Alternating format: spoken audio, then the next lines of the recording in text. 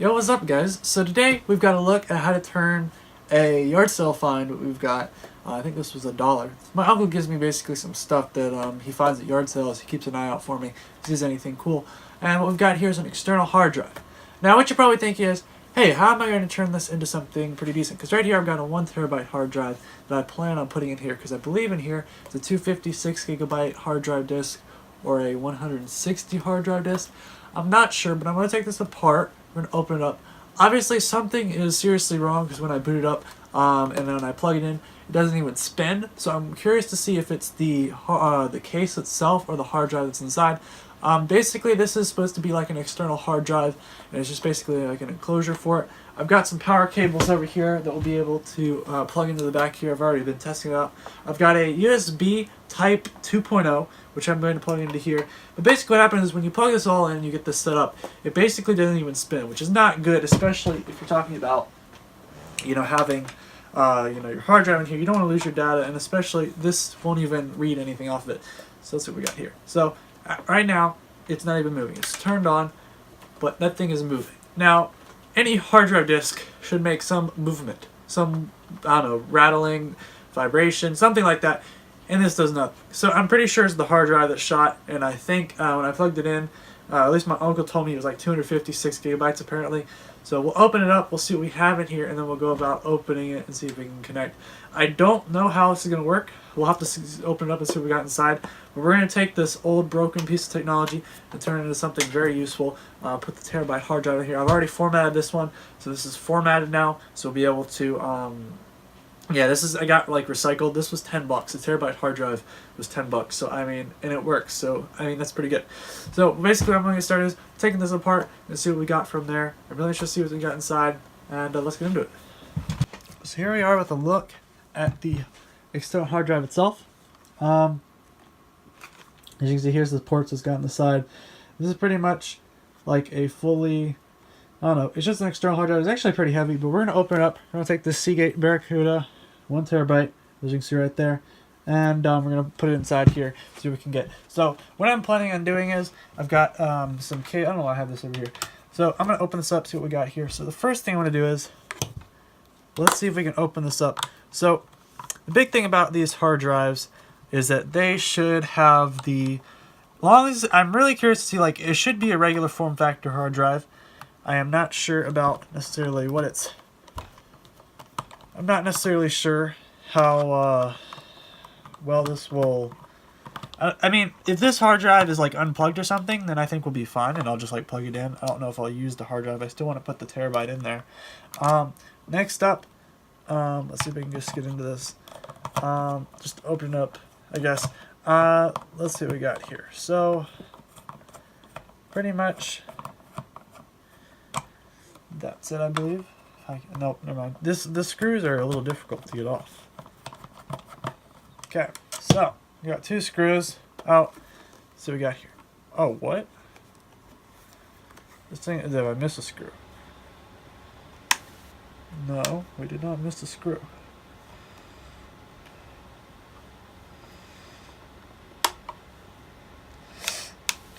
This is not missing a screw. I am afraid this is like jammed or something.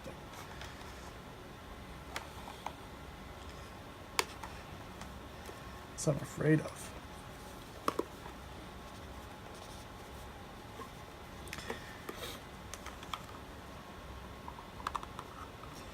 Oh, there's some movement. Okay. So I'm going to see if I can open this up, because taking 5 hours to open the sucker up is not going to be beneficial, but it looks like I've got to... Yeah, I've got to yank this out. So what do we got in there? Let's see. Looks like, if I can get this open real quick. I don't want to snap anything. Then again, I think I have no... So yeah. Oh, so it looks like it's got the hard drive in there. It's a really old cable, and then it's got a SATA cable, so like we can use it. Okay, so I'll be right back. Let me get this open.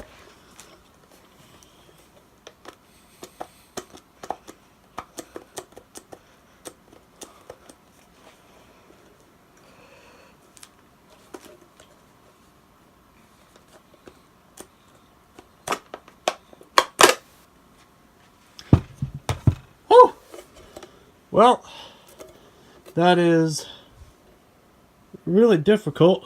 There's nothing else in there. So that's just a case. Now we gotta look at this. So basically the big thing I want to see is these have screws on the side. That might be the issue right there. It looks like the hard drive. Yeah, the hard drive I think got messed with or something because the screw port looks like it might have gotten messed with. I don't even know if they probably took it off and scratched up the disc. I'm not even going to try taking it apart because it looks like the disc is probably scratched up or ruined or something. If you've taken off that, if you've opened this up, yeah, they definitely messed with the disc. I'm not even going to try. But one thing I want to do is I want to see if I can get the hard drive out and figure out how I'm going to plug in the terabyte. Because as you can tell, I'll show you guys in a second, but basically getting this, it's basically an older form factor on how the disc plugs in. And I mean, I don't know the name of it because I'm not into memorizing individual chord names and stuff. But what's it got here? Put that down. But basically, it'll just mean we might have to order some parts off eBay, something like that. But the big thing though is I want to check before I go about ordering parts to make sure that it's actually compatible. So there you go. There's hard drive. Get this sucker out. Get that sucker. Okay, so hard drive. As you can tell on the bottom right here, this uses a certain cable system that this hard drive does not. You can also tell the difference right there, that there is a slight difference in how they read data in and out. So the thing about this terabyte hard drive is this has got a SATA port. And I forget what the power is. This is power. And for here, this is the data port, and that's power. So as you can tell, we need two different cables. Now, I'm really concerned. So I went ahead and looked up on their website. I'm going to get this off here real quick. It looks like this object originally came with a SATA cable and a power adapter that turned it from this into the power that we need over here. Sadly, it doesn't look like we have one of those. So what I'm curious to see is, I'm really curious to see if it's the computer or the chip right here that's having the issues, because that's what we're trying to make sure that it works fine, or it's the hard drive. So what I'm going to do is, I've got the hard drive. I'm going to see if I can get it a little bit set up. So as I said, I've already had that this SATA cable right here. Now the thing is, this is a SATA cable. It's not, I wouldn't say it's like high quality, but it is what I have. And basically it looks like I'm just going to plug this in, and then I'm going to see if I can get this powered. So there it's plugged in. I'm going to plug it in on this side of the hard drive. And I'm basically going to see if I can get it so it starts reading in some stuff. Now obviously this still needs power, since we don't have a power adapter from that to that. We're going to need to go find one off of the computer that I have sitting over there that will basically provide power for us in a second. So the next thing I'm going to do is I'm going to head over there and we'll get that open and ready to go and see if we can get it working. So I'll be right back. So one of the big things is I really wanted to get some better lighting, but I don't necessarily have a lot of money, so I might be looking out for some yard sale finds to see if I can find them. But here you go. Here's basically the kind of power we're going to be needing. It's these right here. This is kind of like a good test system. So I'm going to get the hard drive over here. So in order to do this, we need two parts. First of all, we're just checking right now. We're going through preliminary stages of just checking to make sure this works. So basically what we got to power this chip right here. We got to power this separately. So the big thing is this is really easy because we've already got a computer that can simply go about doing that, and it's not really difficult to do at all. So I'm just going to plug that in and get that set up. I don't know if the difference in like hard drive, like if the hard drive turns on at a different time, will change anything. I'm hoping not. The next thing we got to do is, since it's powered, we've got to go through and get this plugged in.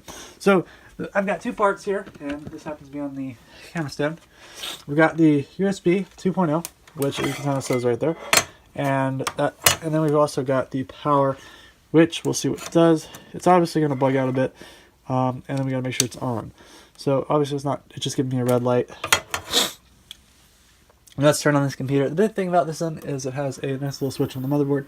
And let's see what we got here. So this is turning, which is good because the other hard drive was not moving at all. And I can definitely feel that this one is definitely moving, like certainly.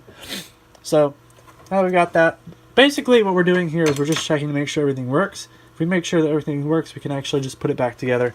I'll have to order a couple parts to get this SATA cable a little bit more neatly tucked in there, because I don't want to have a whole bunch of cables hanging out in there. But basically, when we're done, we'll be able to plug this in, put it all back together with a new hard drive in, and use it as a 1 terabyte external hard drive. So that's what the good thing is, if it works. So let's go ahead over to the computer real quick. Let's check and see what we got here. So we got some stuff on here. It looks like, you know, there's a couple things, and make sure this can visually picked up real quick. There's got a few things on there. I wouldn't necessarily say that it's really useful, but then again, let's see if we can get this a little bit bigger so you guys can see what we got on there. So I want to make sure you guys can see this, but basically it's just the hard drive pretty much on there.